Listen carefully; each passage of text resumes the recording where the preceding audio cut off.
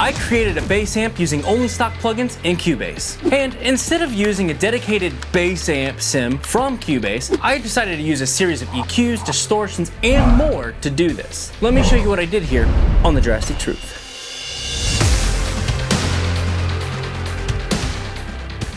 First of all, let me just say that stock plugins rule, dude. And one thing I do consistently on this channel is experiment almost exclusively with them. But making a bass amp isn't something I've done yet. The idea is simple. Mimic some key bass amp signal processing and load in an impulse response. That seems easy enough, but where's the challenge? That lies with making the bass sound good. But first, let's get some bass recorded.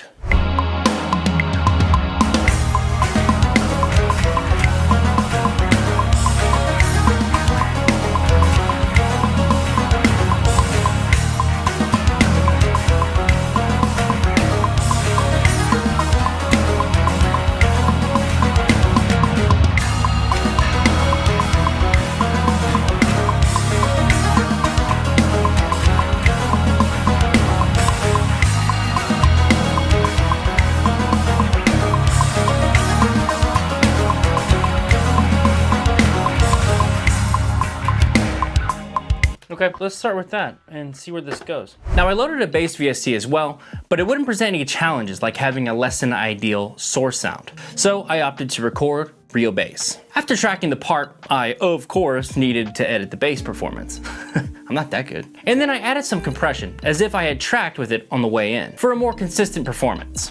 If I just added the compressor to the plugin chain, then it wouldn't feel the same, and I would want to tweak it, obviously. So I went ahead and just printed it to the track. Comment below if you want to see how I track instruments. I'd love to make a video about it. But anyway, you're probably wondering how I'm gonna process the bass. I'm going to use the first track here to act as a mic'd bass cab.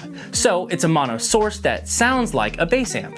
Then I'm splitting the bass DI with the second track to act as my sub-bass split. Without going into any mixing philosophy, I'm splitting the bass because I would do that if I were mixing this track anyway. The audio is then summed to a dedicated bass bus, where I can apply post-processing like EQ and such. The bass amp chain I settled with looks like this.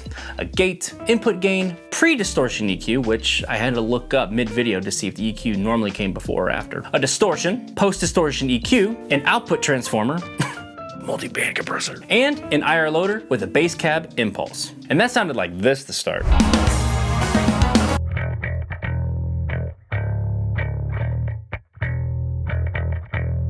I'll then split the signals using an EQ, and then I'll add post-processing to tailor the bass tone and sound. Let's start tweaking the amp.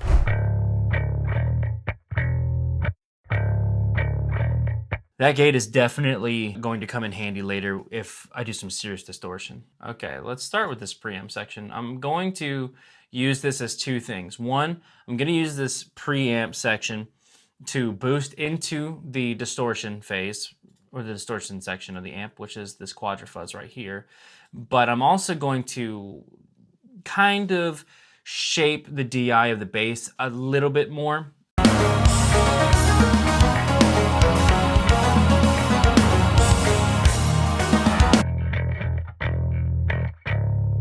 Let's start with this single band mode. I didn't realize I could use single band mode. And I think that just means that this is the Cubase, this mode here. Distortion is the stock Cubase distortion plugin that's on it. But instead I can use this plugin to see the spectrum analyzer. And if I wanted to do other bands too, I can. But for now,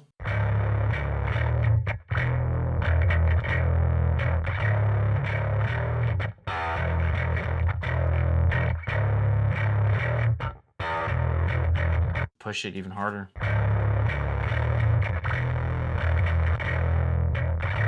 Okay, so we're gonna move to the post EQ real quick. Let's see, fully open, 100% boost would probably be right here. So if I'm turning it,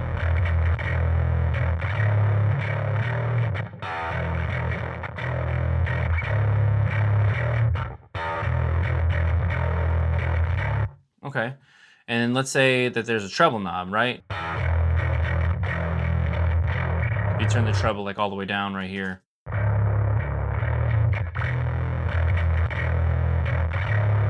I think I'm gonna use two types of mids. So let's say this is a bass amp that has a low mid and a high mid. I think it should be around like the 2K area for some serious bite, and then I'll use 4 here for like the growl.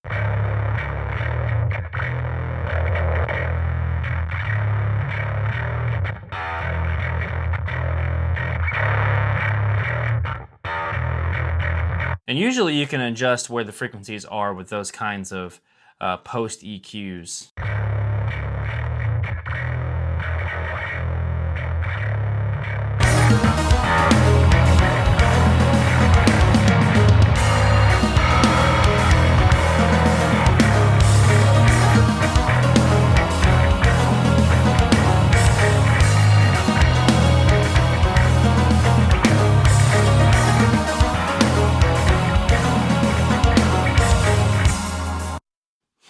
Now it's ultra high and ultra low.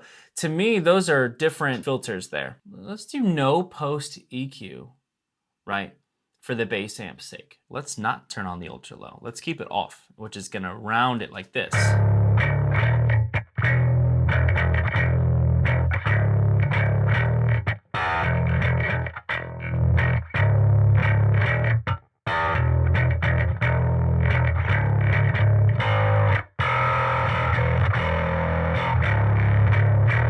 Pretty good amount of gain for bass, if you ask me.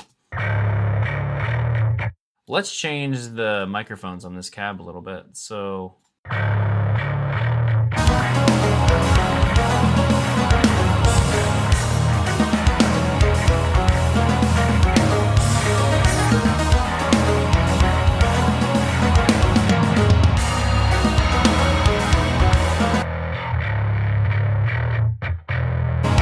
that's not bad. Let's go ahead and do what I would do like within the Boxx, which is my sub bass split from this amp. What I'm gonna do is I'm going to add this post amp section here.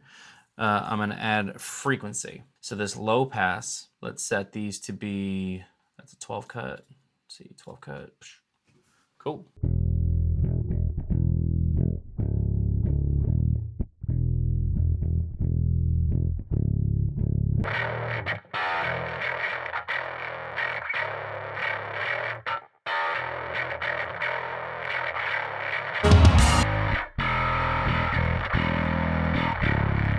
I think the low end I would compress a little bit more than it is already. Get this EQ dialed in a little bit better. This is on the bass bus.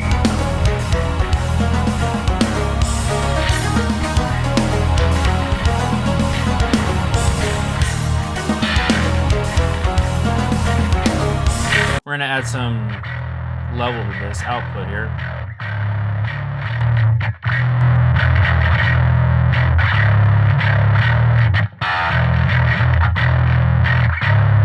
This is without my DI change here.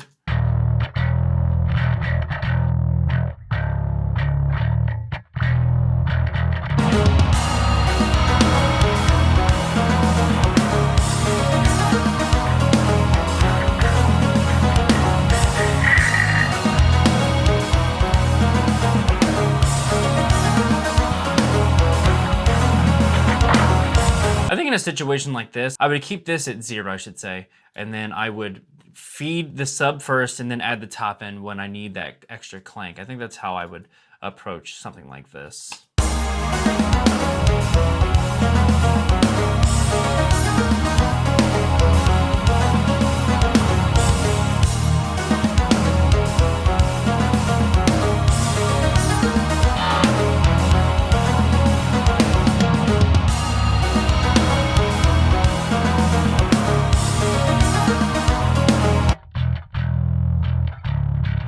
That bass sound isn't too bad, considering how I got it, but we need to tweak and refine it.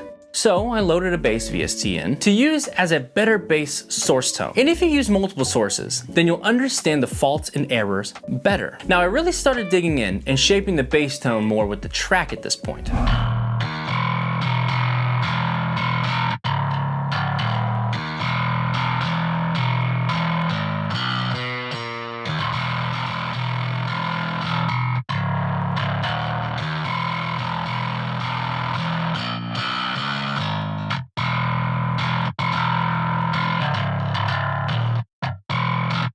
kind of cool. So let's get some sub in there to the bass VST sub. Yep. So now I'm gonna take this bass VST sub, I'm gonna copy over the compressor, the limiter, and now it's going to act like it did before.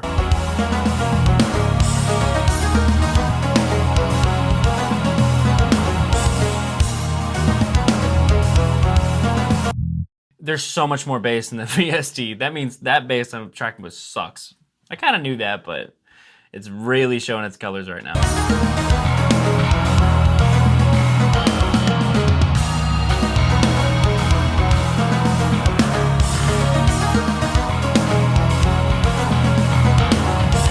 After hearing the differences in the parts between me and the VST bass, I decided to smooth the signal out a bit. So I added more distortion and tweaked the EQs a bit more. I also threw on a regular bass amp plugin, just to get an idea for what a plugin would actually be doing for this. Of course I needed to reference this tone. We all should be referencing our work because it just makes us better. The tone of the bass amp plugin, which by the way was just the amp portion, was definitely even smoother in the top end, but it also had, in my opinion, too much gain and distortion for the song. And dude, context matters.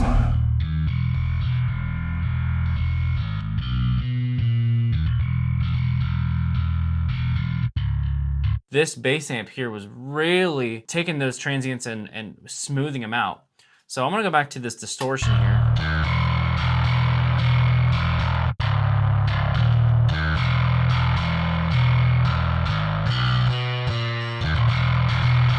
Okay, and it had a lot of muddy low stuff, muddy low mid stuff. So I'm actually gonna use this post EQ.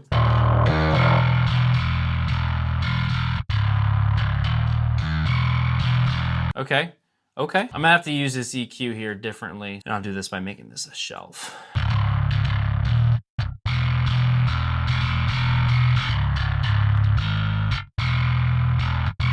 It's got a real muddy character to it.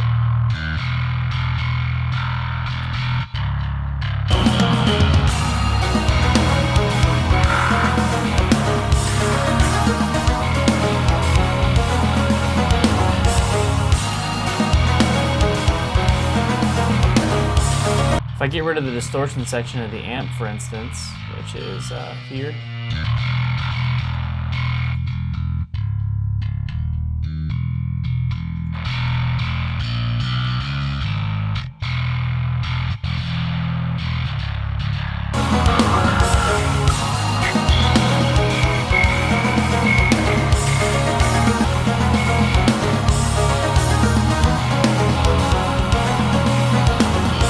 After more sound tweaking, I finally did it. We created a bass amp, and here it is in full context.